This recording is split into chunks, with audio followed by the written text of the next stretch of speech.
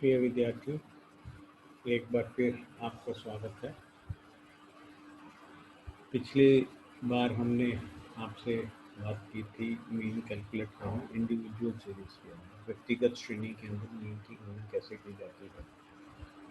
तो इस बार हम जो डिसकंटिन्यूअस सीरीज या असतत श्रेणी में मीन की गणना किस प्रकार करेंगे उसको हम ज्ञात करेंगे। तो इसके लिए बहुत एक सिंपल सा अगर आपको ध्यान हो, एक्स बार इंडिविजुअल सीरीज में हमने बताया था कि x bar is equal to sigma x upon n.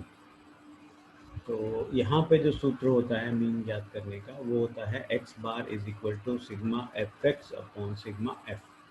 तो एक सिंपल सा सूत्र है जहाँ पे एक्स का मतलब हमें जो है मीन जो हम ज्ञात करने वाले हैं, एफ का मतलब फ्रीक्वेंसी या आवृत्ति से है, एक्स का मतलब जो है जो आपके साइज है आइटम का वो, और एफ का मतलब हमने आपसे बात की, और सिग्मा एफ का मतलब है कि सम ऑफ ऑल फ्रीक्वेंसीज जो एन के बराबर होता है। तो इसको हम एक उदाहरण के द्वारा समझने की कोशिश करते हैं इस प्रश्न को। जैसे इस उदाहरण में दिया गया है कि जो साइज ऑफ आइटम है वो 2, 3, 4, 5, 6, 7, 8, 9, 10, 11, 12, 13, और उनकी जो फ्रीक्वेंसी थी वो 8, 9, 10, 6, 7, 4, 5, 3, 6, 3, 4, 4 ये तालिका में दिया हुआ है आपका। अगर इससे हमें मीन की गणना करनी हो, क्योंकि ये डाटा जो दिया हुआ है असतत श्रेणी में दिया हुआ है, तो इसके अंदर मीन की गणना हम पहले डायरेक्ट मेथड से और दूसरी बार जो है आपके शॉर्टकट मेथड से, दोनों मेथड से इसको ज्ञात करने की कोशिश करेंगे। तो इसके अंदर जैसे हम बात करें तो गणना करने के लिए हम क्या करेंगे, पहले एक इस तरह से इसकी टेबल में ले लेंगे जो साइज ऑफ आइटम यानी x जो है उसका जो मान है 2, 3, 4, 5, 6, 7, 8, 9, 10, 11, 12, 13 है, और जो f है उसका जो मान है 8, 9, 10, 6, 7, 4, 5 जो हमें तालिका में दिया है उसको हम नोट कर लेंगे। और जब हम सिग्मा f करेंगे, इसका योग करेंगे फ्रीक्वेंसी का, तो ये 69 आता है। इसी प्रकार से जब हम f और x, तो इस टेबल की वैल्यू और इस टेबल की वैल्यू को जब मल्टीप्लाई कर लेंगे तो हमें ज्ञात हो जाएगा fx। तो 2 और 8 को जब गुना करेंगे तो 16 प्राप्त हुआ हमें, 3 और 9 को करेंगे तो 27। तो इस प्रकार से हर डाटा का हम जो है आपके fx ज्ञात कर लेंगे। 40, 30, 42, 7 और 4 हैं तो 28, 40, 27, 10 और 6 हैं तो 60, 11 और 3 है तो 33, 12 और 4 है तो 48, 13 और 4 है तो 52। तो इस प्रकार से हमें fx की वैल्यू ज्ञात हो जाएगी, और जब हम इनका योग कर लेंगे, समेशन कर लेंगे, तो सिग्मा fx जो हो जाएगा उसकी वैल्यू हमें 443 प्राप्त हुई है। तो इस प्रकार से हमें जो वैल्यू प्राप्त हुई वो 443 सिग्मा fx की वैल्यू है। सिग्मा f की वैल्यू हम पहले ही ज्ञात कर चुके हैं, 69 है। तो x बार ज्ञात करना बहुत ही आसान है। 443 यानी सिग्मा fx को जब हम सिग्मा f से डिवाइड करेंगे 69 से, तो जो 6.4 है वो आपका मीन वैल्यू आएगी इस प्रकार से।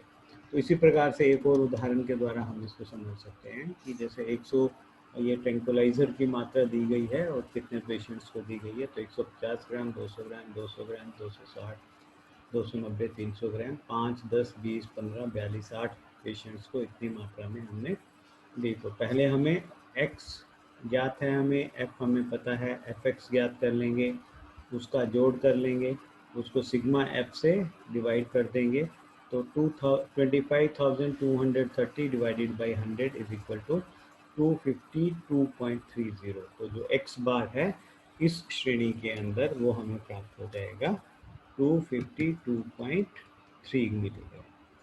तो ये मेथड है आपके डायरेक्ट मेथड की, प्रत्यक्ष विधि द्वारा अगर हमें असतत श्रेणी के अंदर मीन की गणना करनी हो तो हम इस प्रकार से कर सकते हैं। इसी प्रकार से जब हम शॉर्टकट मेथड या लघु विधि के द्वारा इस श्रेणी के अंदर माध्य को ज्ञात करना हो, तो इसके अंदर फॉर्मूला थोड़ा सा डिफरेंट है। इसके लिए हम फॉर्मूला उपयोग में लाते हैं x bar is equal to a plus sigma f d upon sigma f. ठीक है, तो अब हम इसमें देखते हैं कि x बार क्या है। x बार हमें पता ही है, x बार जो है वो आपके मीन है, और सिग्मा एफ डी, ठीक है, और a जो है वो है आपके कल्पित माध्य या एज्यूम्ड मीन। कोई भी वैल्यू जो हम एज्यूम करेंगे वो आपके एज्यूम्ड मीन या कल्पित माध्य हो गया। एफ हमें पता है फ्रीक्वेंसी को डिनोट करता है, और डी जो है वो है deviation from x minus a, कल्पित माध्य से deviation from the assumed mean, वो हम डी के द्वारा निरूपित करते हैं। तो d is equal to x minus a.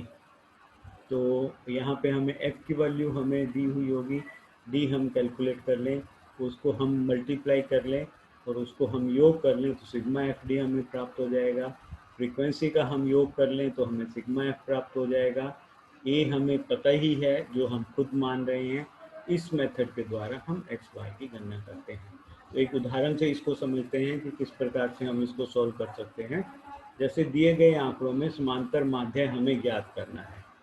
तो ट्रैंक्विलाइजर्स 150, 200, 220, 260, 290, 300 और नंबर ऑफ पेशेंट्स 5, 10, 20, 15, 42, 8। ये पेशेंट्स की संख्या जितना ग्राम मिलीग्राम उनको ट्रैंक्विलाइजर दिया गया है। तो बहुत सिंपल, पहले हम पहला जो हमारा कॉलम बनेगा वो एक्स का 150, 200, 220, 260, 290, 300। दूसरे कॉलम में हम आवृत्ति को ले लेंगे 5, 10, 20, 15, 42, 8। फिर हम पहला एक अज्यूम कर लेते हैं कि माना कल्पित माध्य जो है वो है 260। तो जैसा मैंने आपको पिछली बार भी बताया था कि ये वैल्यू अगर हमारे मिनिमम और मैक्सिमम के बीच में हो तो गणना थोड़ी सरल रहती है। तो 150 हमारे मिनिमम वैल्यू है और 300 जो है वो मैक्सिमम वैल्यू है। तो इसके मध्य अगर ये वैल्यू रहेगी तो हमारी गणना सरल हो जाएगी। तो मान लें हमने 260 जो है वो हमने कल्पित माध्य मान लिया। इसके अंदर फ्रीक्वेंसी हमें दी हुई है 5, 10, 20, 15, 42 और 8। तो जब हम डेविएशन कैलकुलेट करेंगे तो d is equal to x minus a. यहाँ पे x 150 है और a जो है वो हमने 260 माना है। तो 150 माइनस 260, इसी तरह से 200 माइनस 260, 220 माइनस 260, 260 माइनस 260।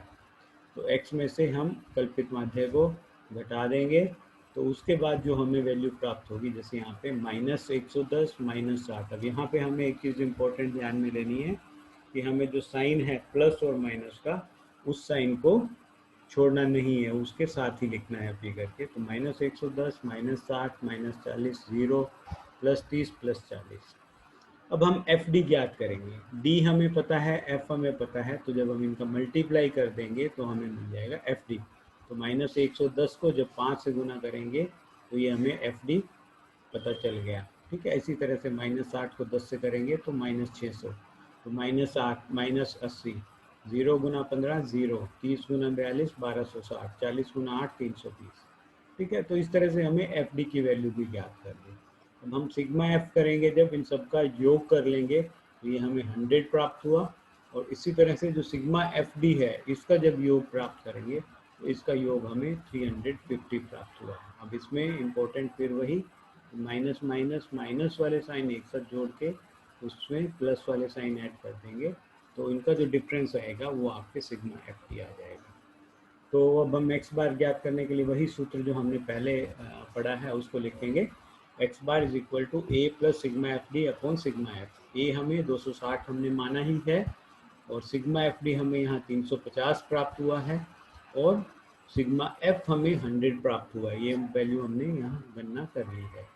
तो ये हो जाएगा 260 प्लस 350/100 यानी 3.5। तो इस प्रकार से जो हमें आंसर मिलेगा एक्स बार वो मिलेगा 263.5। तो ये दो मेथड हैं जिनके द्वारा हम जो है माध्य ज्ञात कर सकते हैं असतत श्रेणी के अंदर। तो इसके बाद जो है नेक्स्ट जो वीडियो है उसमें मैं आपको सतत श्रेणी के अंदर माध्य की गणना किस प्रकार की जाती है उसके बारे में बताऊंगा। तब तक के लिए थैंक यू वेरी मच।